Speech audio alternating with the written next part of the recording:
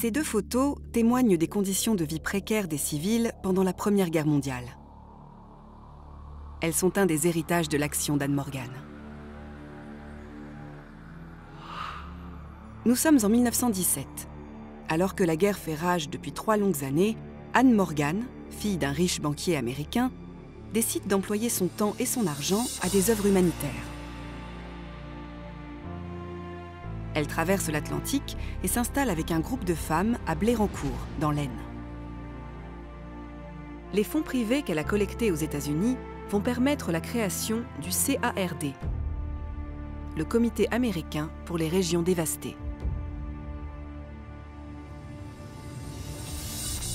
L'ennemi occupe alors totalement ou partiellement une dizaine de départements français du Nord et de l'Est et y prélève l'essentiel des ressources et de la main-d'œuvre dont il a besoin. Toute résistance de la part des populations donne lieu à de sévères sanctions. Exécutions sommaires ou amendes élevées. Les villes et les villages situés à proximité immédiate du front sont bien entendu les plus exposés aux bombardements et aux destructions. Des villages entiers disparaissent totalement. Pendant 7 ans, Anne Morgan et 350 bénévoles américaines vont sillonner la Picardie à bord de leur camionnette. Leur objectif ? Secourir, soigner, distribuer du ravitaillement, aider à la reconstitution du tissu social. Une œuvre humanitaire remarquable.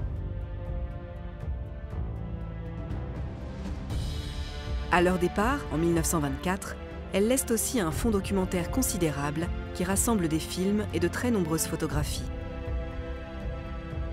Celle-ci, par exemple, avec cette vieille femme assise devant sa maison dont ne subsistent que les murs.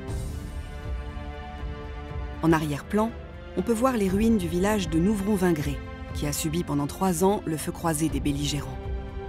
Ici, une camionnette du fameux CARD, fondé par Anne Morgan.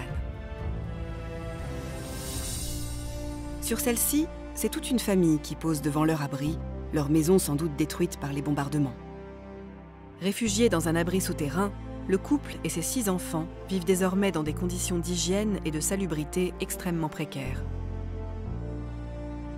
Les habitants de ces villages de l'Aisne n'ont d'autres ressources que de se réfugier dans des caves, dans des cagnats militaires, dans des carrières de pierre ou dans des grottes, les creutes, abris naturels nombreux dans la région.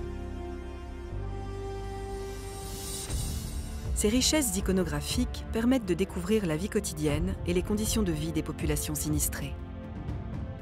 Au total, dans le nord de la France, près de 300 000 maisons sont détruites, 400 000 sévèrement endommagées et nombreux édifices publics, mairies, écoles, églises sont à reconstruire.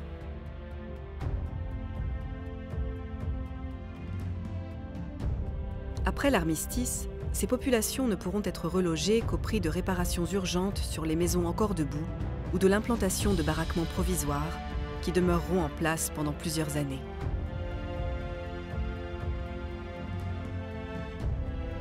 Le fameux Comité américain pour les régions dévastées de Anne Morgan jouera un rôle non négligeable dans la reconstruction des villages sinistrés de l'Aisne. Anne Morgan avait acheté le château de Blérancourt en 1917.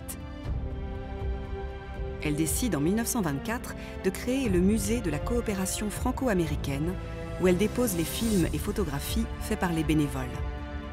Ces images y sont toujours exposées aujourd'hui.